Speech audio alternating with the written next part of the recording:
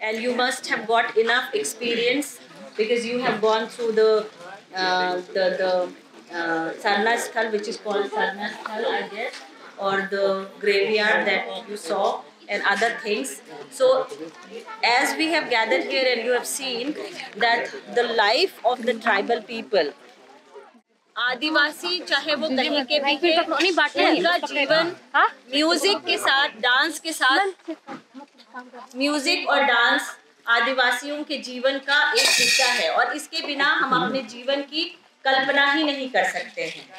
ये बिल्कुल हमारे लिए सांस लेने की तरह है और जब हम म्यूजिक की बात करते हैं और डांस की बात करते हैं तो वहीं पे हमारे वाद्य यंत्र आते हैं जिसको हम म्यूजिकल इंस्ट्रूमेंट कहते हैं। आज जो मेरे हाथ में है इसको बानाम कहते हैं और ये एक तारे की तरह है।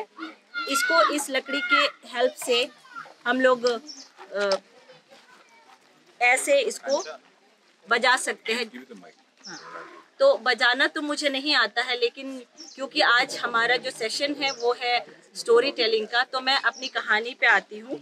ये जैसे आप देख सकते हैं इसमें ये एक इंसान की शक्ल में है, ठीक है, और ये इंसान कौन है, ये कौन है, यहाँ ये चीज़ें क्यों बनी हुई है, ये हमारे क्रिएटर है जिसको हम ठाकुर कहते हैं। और ठाकुर ने पूरी एक संथाल ओरिजिन मिथ है, ठाकुर ने 2 बर्ड्स को बनाया, हास एंड हसीर, ये उसी को डिपिक्ट करता हुआ है।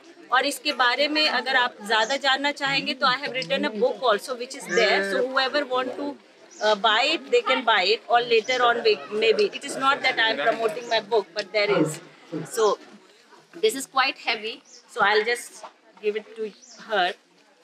And this is again mother earth और उसके वूम में ह्यूमन है, मतलब ह्यूमैनिटी, ये जो पूरा इंसान यहाँ है और ये हमारी मदर गॉडेस है जिसके आप लोग गए थे अभी सरना स्थल, जिसको संथाली में जाहिर कहते हैं। Jaher is the sacred grove where we have the sal trees. Jaher और सरना एक ही है, तो वही मैं बता रही हूँ कि वो एक है और हम उसकी पूजा करते हैं। किसकी पूजा करते हैं? प्रकृति की, बट वो बहुत अलग है। अगर आप मतलब इसके डिटेल में बहुत कुछ है जिस पे मैं जाना नहीं चाह रही हूँ, but the only thing which I want to speak is, जिन लोगों को लोग बैकवर्ड कहते हैं, जिन लोगों को कहते हैं आदिवासी है एंड ऐसे झिंगलाला करते हैं, we are not that kind of people. आप देख रहे हैं हम ऐसे नहीं हैं। We are not the man eaters, okay, or rather women eaters also. Sorry.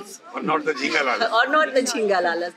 We are what we are. We are educated, we know our culture, we are deeply rooted and we have knowledge. There is something called indigenous knowledge, जिसके बारे में भी हम लोग बात करेंगे. But now I am coming back to the story of this Banam. So how Banam came in, how it was created, what is the story behind it? तो बहुत साल पहले की बात है कि 7 भाई थे और 7 भाइयों की एक बहन थी और वो बहन बहुत प्यारी थी सातों भाइयों की, और वो घर में रहती थी। और आदिवासियों के गांव में आप देखेंगे तो उनके घर के साथ एक बाड़ी होता है, बाड़ी मतलब किचन गार्डन होता है, जहाँ से वो साग पत्तियाँ ये सब रखते हैं। आपने देखा भी होगा यहाँ पे भी। अब क्या हुआ कि भाई शिकार पे जाते थे और वो कुछ ना कुछ शिकार करके लाते थे और फिर बहन उसको बना देती थी, पका देती थी। एक बार ऐसा हुआ कि भाइयों के पास को कोई शिकार नहीं मिला और वो जब वापस आए तो उनके पास खाने के लिए कुछ नहीं था। तो उन्होंने बहन से पूछा कि क्या बनाया है तुमने? तो बहन ने सोचा कि क्या बनाया, कुछ तो लेके नहीं आए। तो वो बाड़ी में जाती है, साग उठाती है और काट करके उसको बनाने लगती। जब वो साग काट रही थी तो उसके हाथ से उसका हाथ कट जाता है और उसकी लहू की 2 बूंदे साग में चली जाती है, मिक्स हो जाती है। अब साग पकाती है, वो जल्दी में वो धो नहीं पाती, बोलती कि चलो ऐसे ही बना देते हैं। तो वो साग बहुत ज़्यादा डिलिशियस बन करके आता है। तो भाइयों ने पूछा कि क्या तुमने इसमें क्या मिलाया है? तो उसने बोला कि मैंने कुछ नहीं मिलाया है। तो बोले नहीं, तुमने कुछ तो मिलाया है। तो बोले नहीं, ये तो ये सींग अड़ा है जो हमारे मतलब बाड़ी का है। फिर बहुत पूछने पे उसने बताया कि जब मैं साग बना रही थी तो मेरा हाथ कट गया और लहू की 2 बूंद उसमें चली गई। तो अब भाइयों ने ये सोचा कि अगर बहन का 2 मतलब रक्त का 2 कतरा इतना स्वादिष्ट है तो उसका पूरा शरीर कितना स्वादिष्ट होगा। तो उन्होंने बहन को मारा, बहन को काटा, उसको 7 हिस्से बनाए और सारे भाइयों को दिया।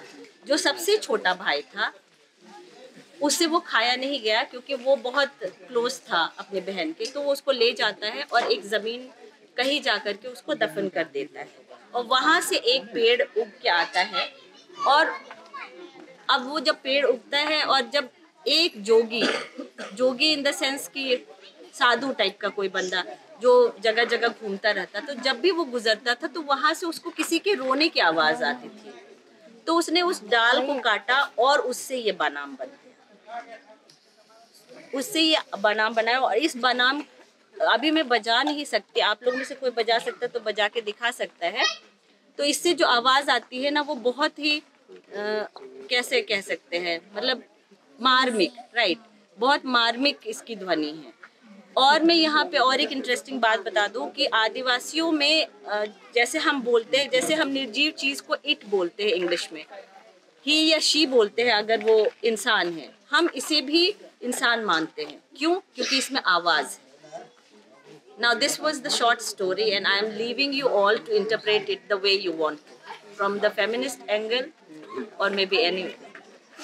Thank you so much. Thank you, ma'am. Thank you, ma'am.